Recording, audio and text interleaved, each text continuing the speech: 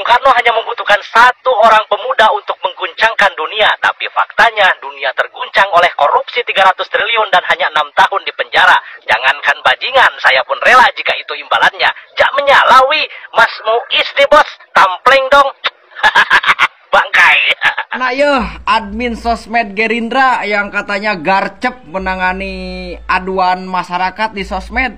Tuh loba masyarakat anu ngadu masalah vonis hukuman korupsi 300T. Kenapa diam-diam baik? Kenapa malah ngalengit ya admin sosmed Gerindra? Please atulah sepeda lah. Sudah tahu kan guys, si Harvey Muiz guys sudah divonis guys 6,5 tahun guys.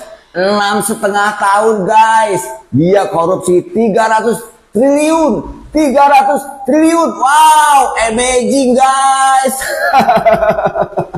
Sedangkan di Indonesia yang mencuri ayam aja guys itu paling lama divonis 7 tahun penjara guys. Sedangkan ini korupsi 300 triliun cuman 6,5 tahun guys. Amazing.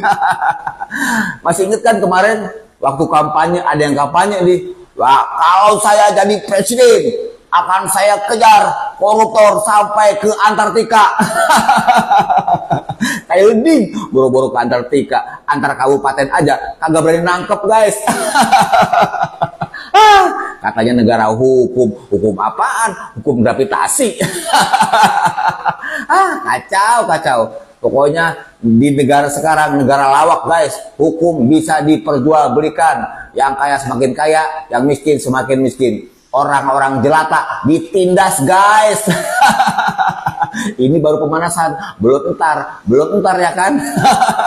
Senang-senang aja lah. Oke gas. Surat terbuka buat para petinggi negara nih.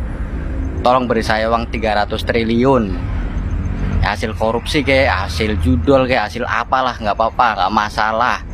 Kalaupun di penjara 6,5 tahun dan denda 1 miliar pun saya terima, saya rela, siap banget ini. Ayolah, tolonglah, kan lumayan 6,5 tahun di penjara, giliran keluar jadi orang kaya.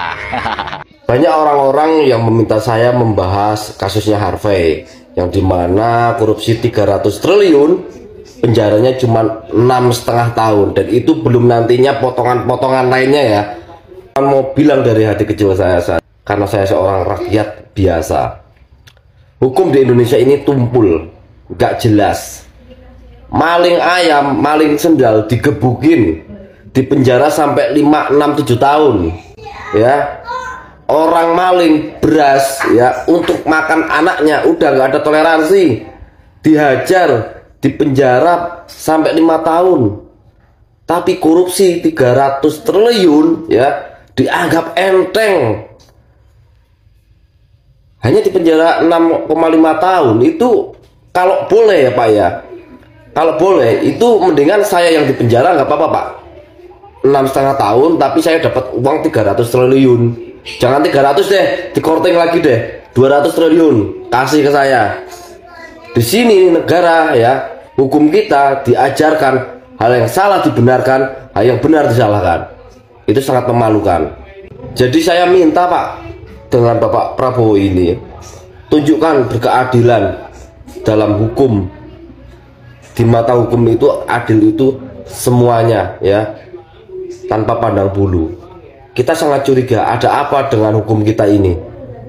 Kok 300 triliun kok main-main? Nanti banyak Pak yang mau cita-citanya jadi koruptor. Lihat aja, lumayan 300 triliun ya, bisa hidup 7 turunan, di penjara cuma 6,5 tahun. Hukum kita ini pinter atau goblok? Jangan heran kalau koruptor di Indonesia tetap merajalela ya. Karena apa? Karena penegakan hukum terhadap koruptor di Indonesia ini nggak jelas. Sudah berapa itu koruptor yang ketangkap itu sejak zaman dulu Gayus Tambunan ya, itu yang pertama kali heboh ya, koruptor yang dari pajak. Sekarang makin kesini makin besar korupsinya, sampai 270 triliun itu dihukum, divonis cuma 6,5 tahun. Itu 6,5 tahun, tapi nanti di perjalanan ada lagi nanti remisi lah, pengurangan hukuman karena inilah, karena itulah, akhirnya bisa-bisa jatuhnya cuma 1 tahun itu. Aku muak banget ya dengan penegakan-penegakan hukum yang kayak gini. yang mencuri, orang-orang susah mencuri makanan, mencuri apa gitu, itu hukumannya berat. Kenapa? Karena nggak ada duit, dia menyogok sana sini. Masuk akal nggak orang korupsi sudah merugikan negara 270 triliunan total, bisa ya dihukumnya itu cuma 6,5 tahun. Dugaan aku ya, hakim yang memutuskan ini, memvonis dia ini cuma 6,5 tahun, dapat sesuatu. Karena nggak mungkin dia membela koruptor kalau tidak dapat sesuatu. Sama juga dengan lawyer-lawyer yang membela dia. Orang yang membela koruptor itu berarti dia dapat juga dari si koruptor. Nggak mungkin kan uang yang sudah dia dapat sekitar 270 triliun itu, nggak mungkin nggak ditaruh di mana satu tempat diamankan. Jadi masih ada menyogok sana sini. Jadi kalau kalian yang mau korupsi, korupsilah sebesar-besarnya. Jangan nanggung ya. Karena hukumannya pun nggak beda, oke? Dan harta kalian itu sembunyikan di luar negeri, di mana gitu. Karena nanti siap-siapkan kalian untuk bisa menyogok sana sini supaya hukumannya bisa cincai ya. Harvey Moise, korupsi yang didenda kisaran 1 miliar dengan jeratan hukum 6,5 tahun dengan alasan sopan saat persidangan dan sebagai kepala keluarga. Apakah ini wajar? Sedangkan tersangka yang berhubungan dengan korupsi 300T ini ada 22 orang. Sesuai dengan yang ada di surat kabar, kira-kira begitu. Yang anehnya, kenapa hanya seorang Harvey Moise saja yang masuk ke dalam ranah pengadilan dan diadili? Yang lainnya, kenapa belum terjerat hukum? Apakah karena rancangan undang-undang perampasan aset, tindak pidana korupsi dan pembatasan uang kartal hingga saat ini belum disahkan?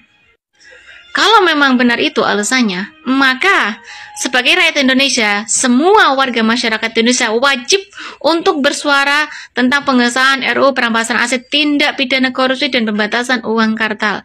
Itu adalah kewajiban kita sebagai warga masyarakat Indonesia. Dan di sini Ketua DPR RI adalah Mbak Puan Maharani dari fraksi PDIP. Kenapa sampai sekarang dia tidak mampu dan tidak berani untuk mengesahkan RUU itu? Ada apa dengan ini semua? Sedangkan Pak Prabowo sendiri sudah pernah berkata akan menindak tegas dan menjerat para orang-orang koruptor yang ada di Indonesia. Sedangkan kita lihat yang terjadi saat ini. Di bawahnya Pak Prabowo ini ngapain aja? Kerjanya apa aja? Demikian dan terima kasih. Silahkan netizen berkomentar. Pak Prabowo, lagian sih Bapak bilangnya mungkin akan memaafkan para koruptor-koruptor itu kalau mengembalikan hasil curiannya. Meskipun Bapak bilang mungkin, itu tetap salah di mata mereka, orang-orang yang membela tersangka korupsi. Mereka itu pembela koruptor, Pak. Makanya Bapak diledekin, diketawain. Mungkin yang mereka harapkan itu Bapak seperti junjungan-junjungan mereka. Di kasusnya Tom Lembong, Anies Baswedan dan pendukungnya mati-matian belain Tom Lembong. Di kasusnya Hasto, Ganjar Pranowo dan pendukungnya mati-matian belain Pak Hasto. Nah itu mungkin yang mereka harapkan, Bapak membela koruptor, membela tersangka korupsi dengan narasi kriminalisasi, politisasi. Begitu Pak yang mereka harapkan. Makanya Bapak salah di mata mereka, para pembela koruptor.